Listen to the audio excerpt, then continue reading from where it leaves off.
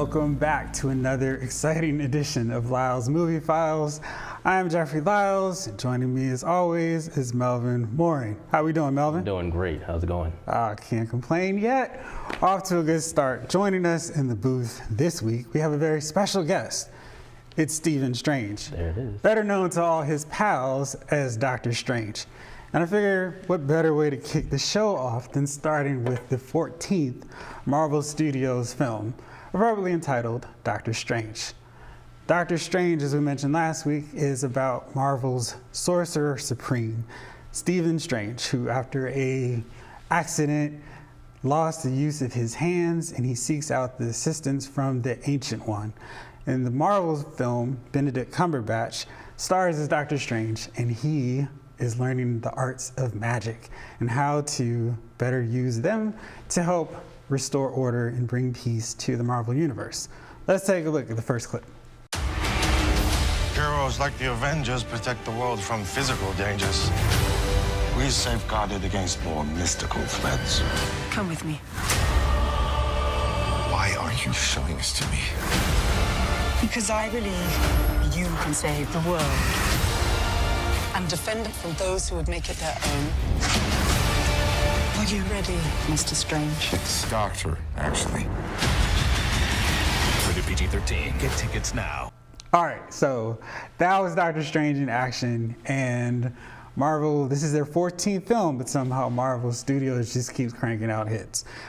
Melvin, they found a format that works. Get a charismatic lead, let him take over, get him through the hero's journey, mess up his life a little bit, and then transform him into a hero that can save the day. What did you think about this one? Exactly. The Marvel formula just does it right just for the fans, the actual comic book fans. They got nice little teases for the next movie and the tie-ins to the other Marvel movies just for us comic fans. And they tie in the good guys who don't really know the comic books as they are now or as they were before. They just know the movies. They love doing things like that to mix it up for everyone that can come to the movie. I warn everyone that the kaleidoscopes will hurt your eyes because you won't be able to take your eyes off the screen because the movie is just that exciting. Yeah, that's my take on it. Dude, this is a cinematic acid trip. Yeah. So it's like experiencing life as a hippie in the 70s.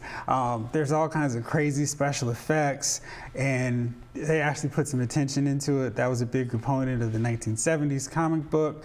It was that whole acid trip experience, and that's exactly what we get on the big screen. Right. As a result of that, this is one of those films where you definitely want to actually go to the theater, save up your dollars, pay for the IMAX 3D version so you can get the full experience. I know it's cool to sometimes just wait till it gets at home, but this is one you're gonna want to experience on the biggest screen possible. So go IMAX, go big, and check it out. Don't go home. See Doctor Strange in theaters. Next up, which is appropriate because it's arriving in theaters right now, it is one of my top picks for 2016. It is Arrival, and it has come to theaters now, starring Amy Adams, Jeremy Renner, and Forest Whitaker. Let's take a look. There are days that define your story beyond your life, like the day they arrived. Colonel? Pack your bags. Language is the first weapon drawn in a conflict. It's quite a greeting. Yeah, well, you wrote it. You are on the top of everyone's list when it comes to translations. Priority one. What do they want? Where are they from?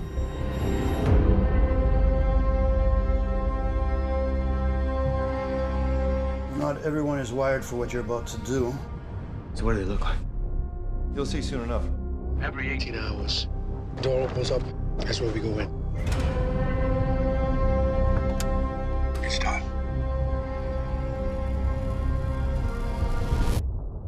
What happens now? They arrive.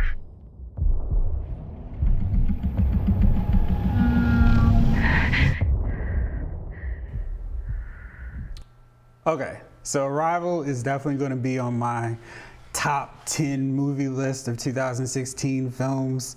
Amy Adams plays a linguist who's called upon by the U.S. military to attempt to communicate with aliens who have landed in 12 different spots across the world.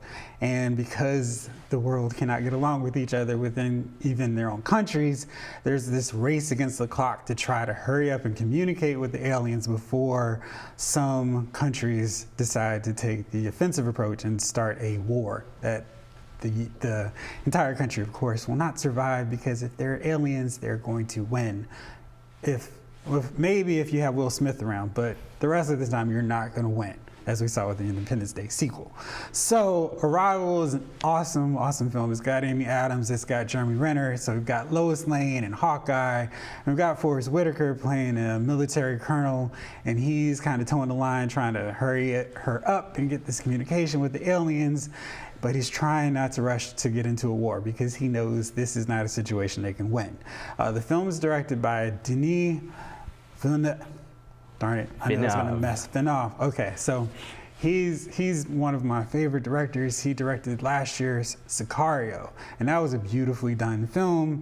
Arrival is this year's version of that because it also features a strong female lead. It's got a compelling story, amazing visuals, and it has an ending that's just like, wow, I need to go buy another ticket and see this movie again. Melvin, you saw it. What's your take? Just watching the clip there just gave me like the same feeling I saw throughout the movie, and at the end, like, ooh, what's gonna happen? Ooh, how is it gonna work? How is it going to end? Oh, and that's the funny part about the ending there. So I'm a big fan of those type of movies. So I definitely will probably buy another ticket. I recommend this to anybody. This is a good date night movie as well. You didn't think about that while watching the trailer, but it actually is. Yeah, it's not so much about aliens Right. and like, scary special effects. It's a really good story, and it's much more about the characters than aliens have arrived and they're going to blow up the entire planet. So, and I'll kind of touch on that with the last segment of our Yes, we will get to you soon on that one. All right, so moving on along, we're going to a movie that's coming out this weekend. It is the precursor to the Harry Potter series. It's J.K. Rowling's Fantastic Beasts and Where to Find Them. This is the previous adventures based on a book that Harry Potter and his pals read about. And it stars Eddie Redmayne, Colin Farrell, and it's a movie that you're definitely going to want to see in the movie theaters. Let's take a look. New York, with a case full of magical creatures. And unfortunately, some have escaped. It was open. Just a smidge.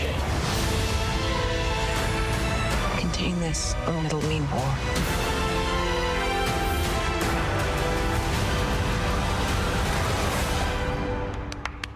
I want to be a wizard. And I am feeling the magic from this one. So basically what you got here is the Harry Potter experience with a brand new story. It's not tied necessarily to everything with Snape and Voldemort or He Who Shall Not Be Named. It's just like this really cool story. So we've got this professor this writer who comes to America with a suitcase full of beasts, and through a series of wacky events, the beasts get loose on the city and he's got to track them down. And I thought this was kind of neat because it played out like watching the cinematic version of Pokemon Go, only instead of trying to use his phone to track these things down, he's just kind of going around and tracking them down on his own. And it leads to some really cool special effects, and the Harry Potter formula pops up again. You've got some really cool characters who you quickly get invested in, some under the cover kind of evil lurking within the shadows, and this really fun quest that is just the tip of the iceberg for this, what's going to be a 5-part series. And it's like, okay, yeah, I'm ready, I'm signed on. I'm singing to the choir with the Harry Potter fans because they're already got their tickets.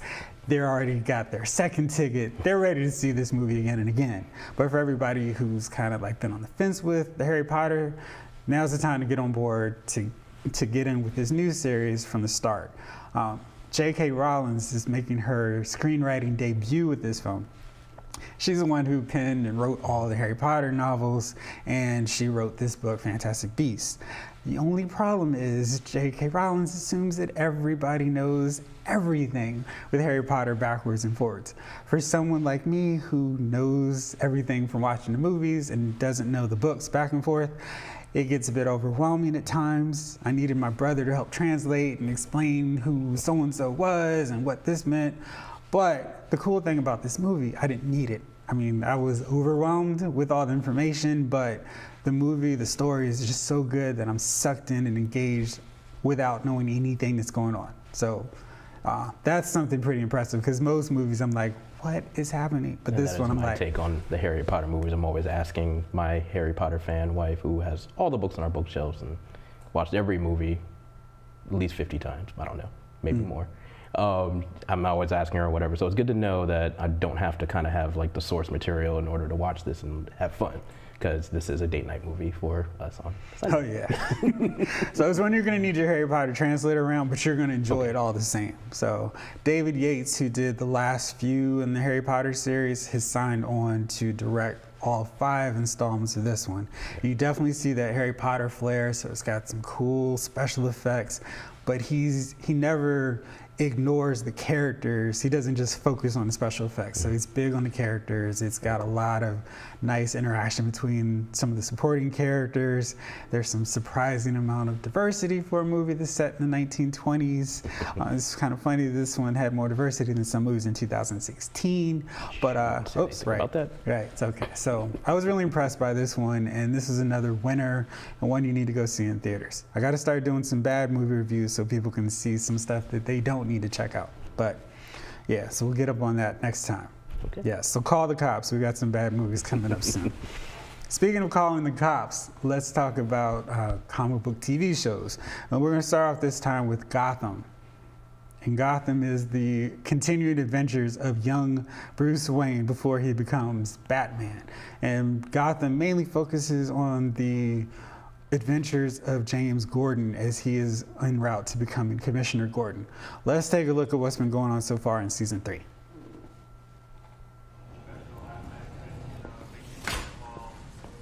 Well, I got bad news and worse. Skip the preamble. It was definitely Tetch and his 2 dum-dums. And? What about Alice's body? The eggheads here have had her body on ice since it arrived. Her blood's frozen but still viable. The second Tetch heats it up... He has himself the virus. How the hell did he even get in here? The old-fashioned way. Somebody let him in. I got an unconscious lab tech and a missing guard. My money's on the guard. Shouldn't you be in the hospital with Vale? She's fine. Give me the rundown. Oh, so I take it you're rejoining the force? I just want to help. There's no reason I need to be a cop to do that. Well, as long as I'm captain of the GCPD, you do. I'm tired of giving you slack. Get the hell off my crime scene before I throw your ass in lockup. Beals, Alden, escort Mr. Gordon off of the premises. If he resists, book him for obstruction. I'll go on my own. True confession time, Melvin. I hated the first season of Gotham, like loathed it. Really? I didn't understand what they were doing with Jada Pinkett trying to channel Eartha Kitt and just trying to focus on baby Batman, who's not Batman, and just randomly tossing in Batman characters like the villains and trying to make them important before Batman comes around. It was crazy, nuts, and I hated it. You know my feeling. Yeah, so, but somewhere within like last season, it started turning the corner and I started getting into it. And then by the second half, I was like, oh, I can't wait till the next episode of Gotham. And this season has been even better. And this time Gordon's dealing with the Mad Hatter, Firefly, Mr. Freeze. I mean, it's just been crazy. So what do you thought so far about what's going on in Gotham? Like you said, first season, I was not thrilled. I thought it was going way too slow. I disagree with you a little bit on the second season, only because I didn't watch the last half. So there you go. But when you have CW doing Arrow and Flash pretty quickly, things go quick. Hey, got my powers already, first episode done. I don't need to wait on those heroes. I'm waiting on my hero, Batman. But I gotta go through all these villains and see the backstory, and they just weren't doing well at developing it. First season, definitely. Second season, I guess they got better. This season, I started catching a few, and I'm kind of impressed. First of all, Michael Chiklis, I'm already a fan. You already sold a Michael Chiklis fan since The Shield. Now he's playing the other side of things versus the rogue cop, which is interesting. Well, except for last episode. We'll talk about that later. But I'm actually thoroughly impressed by Gotham right now. Yeah, it's crazy how the show's made this drastic turnaround from being this so-so show to something I'm very interested in watching every episode. And I definitely wouldn't have thought a Batman show that features the Mad Hatter as one of the main villains would be so entertaining. But Gotham's doing it, so a tip of my hat to Gotham for what it's been doing so far in this season. And another show that has redeemed itself from a kind of sketchy first season, but it's rebounded dramatically since then is Agents of S.H.I.E.L.D. Agents of S.H.I.E.L.D. has been following the adventures of Agent Coulson, one of the early favorites of the Marvel Cinematic Universe. Coulson was a character who would pop up in Iron Man, Thor, and Captain America, and he was very instrumental in forming the Avengers. Now he's spun off into his own show where he's put all these different agents together and they tackle the threats that the Avengers can't be bothered with. So far this season, Agent Coulson and crew have been kind of rallying, trying to get themselves back in prominence after S.H.I.E.L.D.'s dismantling after the events of Captain America, Winter Soldier.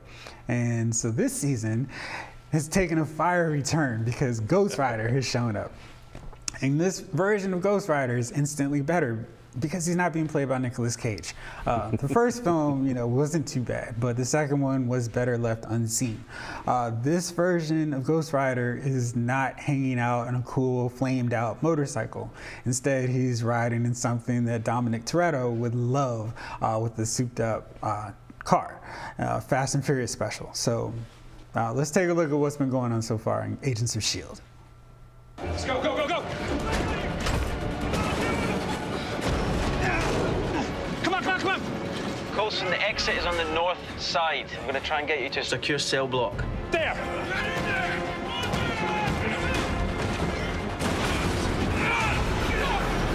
Let's go! We're never going to make it!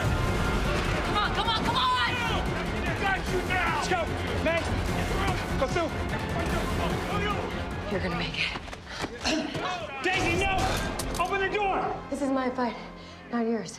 Don't do this! Damn it!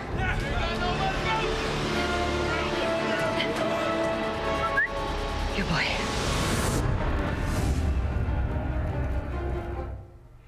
Okay, so Agents of S.H.I.E.L.D.'s big problem, like its first 2 seasons, was its obsession with Sky, aka Daisy, aka Quake. And somewhere in these last couple of seasons, they finally realized that we don't need to spend every waking moment asking what's going on with Daisy. And the show has become immensely better since then. They've been able to focus more on the ensemble, and as a result, the show's just gotten better. Tossing in Ghost Rider has heated things up, and it's made things a lot more interesting. We've got a character who doesn't stick to the Agents of S.H.I.E.L.D. method and dealing with villains, and is just going for himself. And that's proven to be a pretty cool dynamic because you've got a character who doesn't follow Coulson's orders. He's just going for broke. What do you think so far? So far, I'm digging the Agents of S.H.I.E.L.D. this season. I'm glad they even added the Ghost Rider tagline to their actual logo because that's all I really want to see at this point. The last episode, they showed Ghost Rider, the origins of how this Ghost Rider got his, or so to speak, passed the torch. Nice. From the motorcycle Ghost Rider to him. And it was a nice, touching story. I kind of dug it. And then, fiery heads, busting through walls and beating up people. I'm like, okay, I can live with both of that. Touching story, cool comic book violence. I'm okay with that. So I'm actually thoroughly excited to see the next episode. So, yeah. What's funny about this is that with Ghost Rider, we're seeing a character who could make the transition not just from a ABC comic book show to somebody who could have his own spin-off on a Netflix series. Ghost Rider's always been a character that's been a little darker, and tossing him onto a 13-episode run on Netflix could make for a pretty cool series. Now they'd have to wait till after Punisher for me. Right. I mean, he's got to wait in line. You know, there are a few more. He's got to wait behind Iron Fist, Right. Punisher, and Defenders. Next season's of Daredevil and Luke Cage, et cetera, et cetera. But he's somebody, if they need some more people to join the Netflix ranks, let's put him in, sign on maybe Moon Knight, and, you know, so we're keeping that thing rolling for them. Turning my attention a little bit further on the comic book realm, let's go to DC Comics with their Rebirth. Oh, man. Okay, so Marvel has dominated everybody's attention because of the strength of their movies. And everybody knows Marvel characters, whether it's the household names like Captain America, Iron Man, or Thor, or characters who 5 years ago no one would have been able to tell you, like Rocket Red, Groot. I mean, people go, "Oh, I am Groot, I know that," and you know, it's just from the strength of these movies. And they may be surprised they're actually comic book characters. They're like, "Oh, I saw that movie." But DC hasn't really enjoyed that same success on the big screen. On the small screen, their shows have been outstanding. I mean, Arrow's rebounded this year, and it's back to its season 1 and 2 glory. But even on the other scale, with their comic books, DC had been struggling. In 2011, they made the decision to make their comic universe more reader-friendly, and they decided to blow up everything that long-term readers had grown accustomed to over the decades since 1986's Crisis on Infinite Earths. That was a relaunch of the line, a soft reboot. And this new 52 that DC did in 2011 drastically shifted everything. So Superman had a more of a jerk personality because the writers thought that that would make for a more relatable Superman. Batman was probably the one character who was still cool. And he was like in a cocoon of coolness, and he was untouched. But so many of the other characters were drastically different that long-term readers of DC fled in droves. And DC was smart enough to realize this isn't working. You know, we dropped the ball here. We made a mistake. Let's fix it. And they fixed that with DC Rebirth. And it has been this amazing resurgence for DC Comics. They've taken everything that didn't work with the New 52 and fixed it. It was pretty much the DC Rebirth special was a long apology. And like, hey, we messed up. We dropped the ball. This is the DC Comics that you know and love. And welcome back. And, you know, it's a big step to apologize in a sense, and it's paid off. Like the DC Comics have been stuff that has been a can't miss for me each week. They've taken a really aggressive approach. They've put out comic books, so like the big books like Superman and Batman come out every other week. So they've got this bi-weekly schedule, and they've kept to an affordable $2.99 price. So, you know, Marvel may charge $3.99 for a regular book, and DC is $1 cheaper. So, you know, let's try out the DC stuff. And for those readers who were detached after the New 52, they started to come back. The issues have been just outstanding.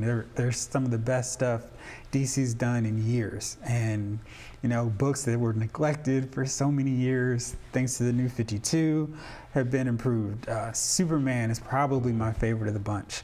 And it takes a smart approach. It takes Superman, Lois Lane, and their son Jonathan, and it just shows you what life would be like for Superman, just as a regular parent trying to raise his son in a crazy, messed up world. And, you know, it just works. Batman has been outstanding. It's Batman doing his thing, but writer Tom King is doing some cool non-Batman type stuff, like bringing in a Superman type character named Gotham, and it's worked. And this latest run has Batman forming his own version of the Suicide Squad.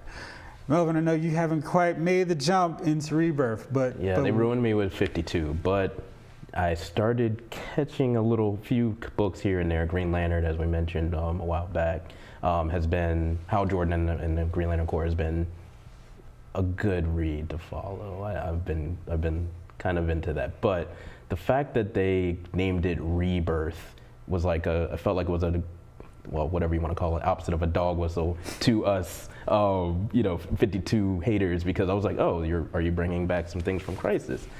pre-fast Flashpoint. Are we good? Okay, cool. All right. And it seems like that's what's been happening so far. I'm actually, like you were saying, digging the Superboy saga. I'm kind of itching to see a Superboy Damon Wayne type of thing going on. It was good. It was great. Yeah, okay, good. Yeah, I'm looking forward to reading that one as well. Excellent. So I'm actually like, okay, I think we can breathe a sigh of relief, us long-term fans, and then we can, now I feel comfortable passing this on to little cousins and little kids. So I'm like, okay, cool.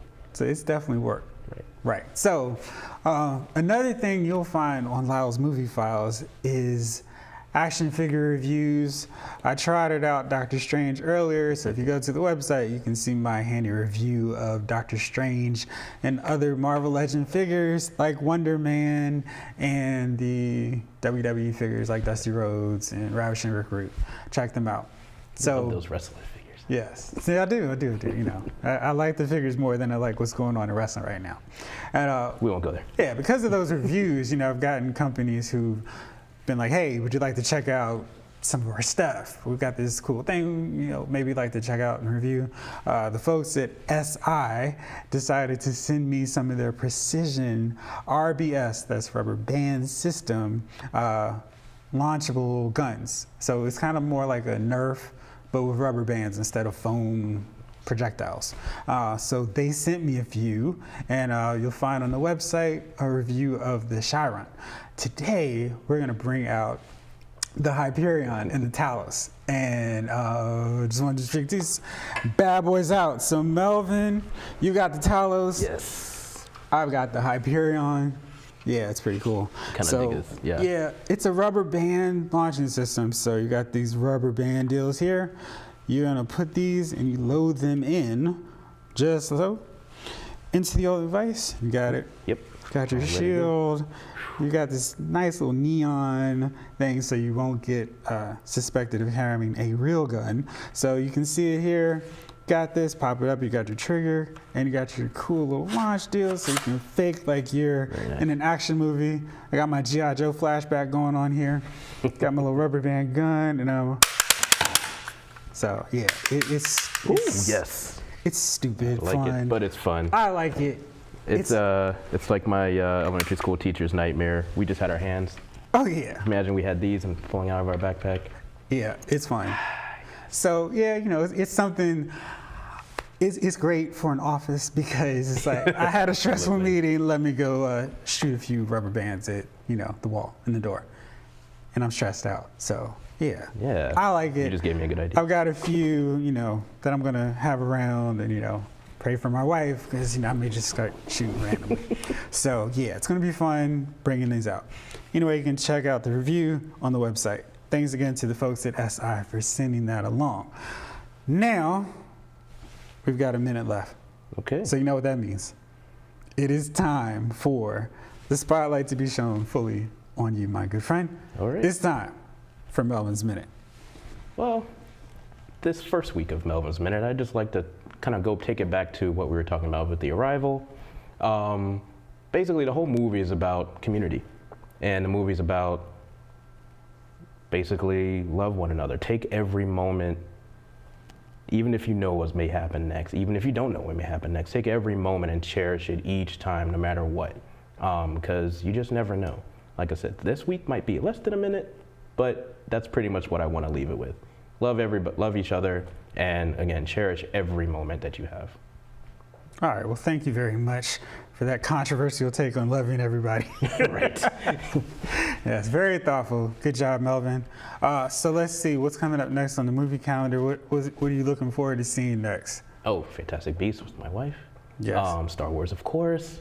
Give me Rogue One. I'm just itching for that. Yeah. We're about to plunge right into the Oscar season, so we're about to see a lot of serious films coming up soon here. Seeing Allied with Brad Pitt and, poster boy from, Marriage Life, Happy Married Life. So we're gonna see that soon, and I'll be doing Star Wars Rogue One, a Star Wars story. I'm gonna butcher, botch, mess up, and other ways screw up that name of that title. So I'm looking forward to that one in December. Mentioned Fences, Denzel Washington's film, last week.